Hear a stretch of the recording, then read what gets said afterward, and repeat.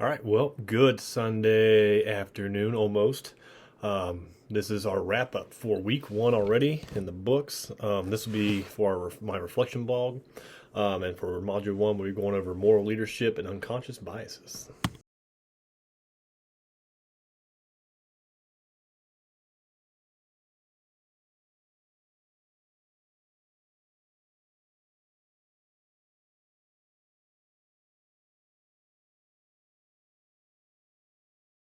So for prompt one, was to consider an example in your workplace fraught with bias. Describe the example and address how you, as a moral leader, will address the bias and other biases in the future. So, before kind of getting into that, just did a little more background research into this, just trying to add context to our work, our readings that we did today. So, there's the readings that we did do, and just kind of went ahead and just found a different perspective on moral leadership.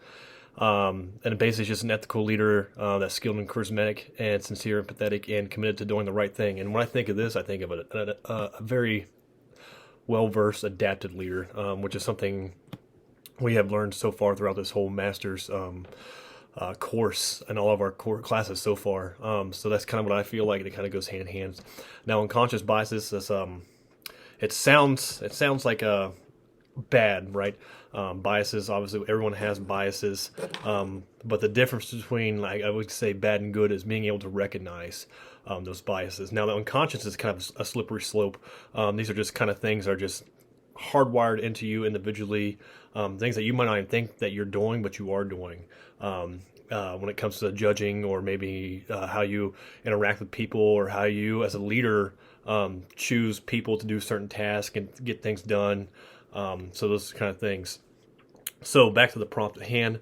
I'm in the military. I would say, America was built on bringing people in and just being a melting pot of different cultures, different peoples, and that's what really drove us. That's what America's all about. Military. I kind of see that as kind of that new melting pot, right? So we are a vast majority of people from all over, different backgrounds, different walks of life, and we come together for one common goal, and that is to defend and protect the Constitution of the United States and its people from foreign and domestic invaders. So, I mean, when it comes to that kind of stuff, it's patriotic. It's very Americanism. But with that, I mean, through my almost 11 years in, there are definitely some things that could be addressed and need to be noted. So currently where I work, I am actually the non-commissioned officer in charge of group training for my group of security forces members, which consists of over 1,000 members. And I'm stationed in Minot Air Force Base, which, if you know anything about Minot Air Force Base, or for anything, basically what it is a very, very strategic and very important base to the United States Air Force and to the United States in general. We house 2/3 of the nuclear triad. We have the ICBMs that are in the ground, and we also have the missiles that they put on the B-52 bombers in case that day ever has to come where we need to use these nuclear weapons. So we have a very serious job, and we are required and in charge of the security for these weapon systems. So my job is to make sure all 1,000 of those members that are out there day in and day out protecting these missiles and these assets are trained to be lethal. At the end of the day, that's our job. If anyone is to come and try to do anything to these weapons, we are basically trained to neutralize those people and make sure that they don't achieve what they're trying to do. So bring this all back together. How does biases and unconscious biases come in? Well, back to that perspective of a melting pot, right? I'm from Ohio. I work with a lot of people from all over the country, and it's definitely a culture and culture shock, and definitely a different environment coming from the farmlands of Ohio. And I'm working with people from California, from New York, from Florida, from Texas, from all over, you name it. It was definitely a different experience.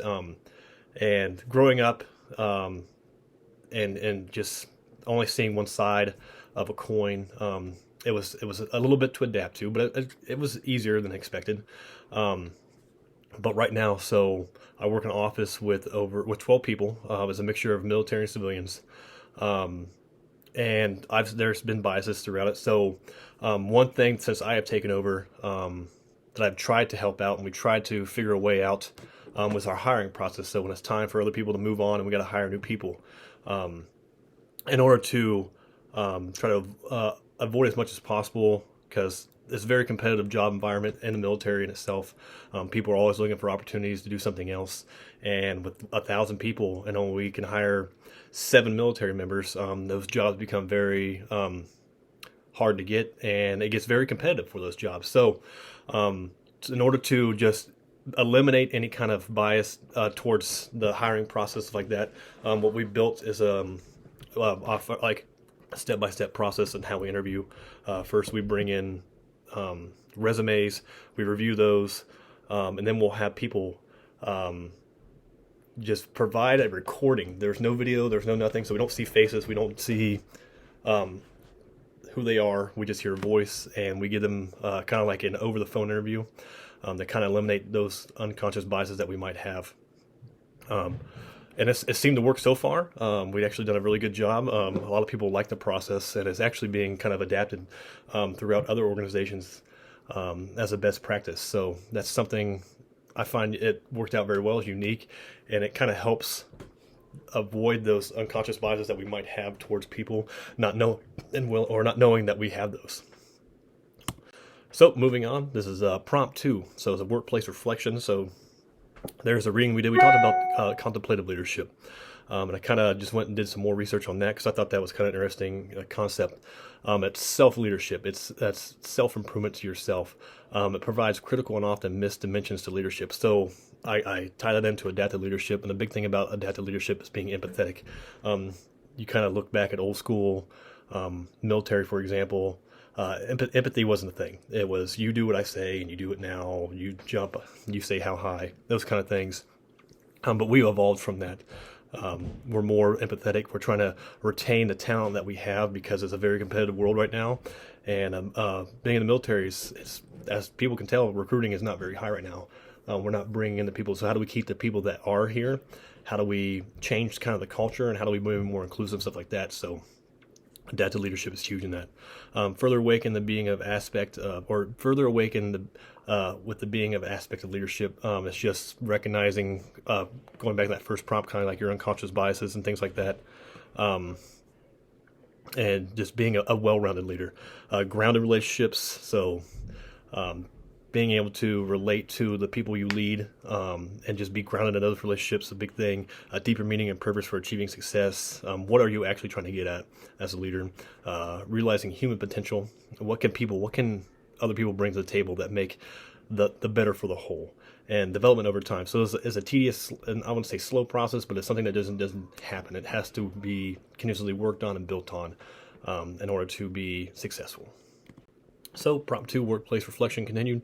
So do the values and ethics align with your workplace? So values and ethics, values are your basic beliefs. I would say yes. So the military is built on ethics and values, and they align with what I believe in, and that's everyone should have a fair shake. And we're all trying to do the same thing. We all want the same end result, and that is to serve our country and serve the people, and make it a better place and keep it going. Does your work in organization with a good purpose? Yes, it is a good place. Now there are times I wish it could slow down and kind of maybe pull back the proverbial layers of the ethics and workplace and values, stuff like that, and kind of just take a moment and make sure that we are staying in line. But with the tempo of the operations and things like that, it's hard to do. We try our best to take those opportunities and moments to kind of sit back and make sure, I know we had this mission that we had to get done, but are we doing it the right way with the right people? And are these people being treated fairly? Understand, just that whole development of a person.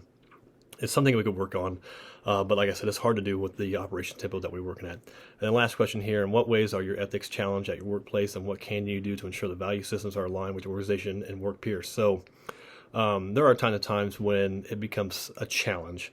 But I would say that we are inherently built on ethics and values, and everyone from the day one when they come into the military, that's instilled and drilled into them.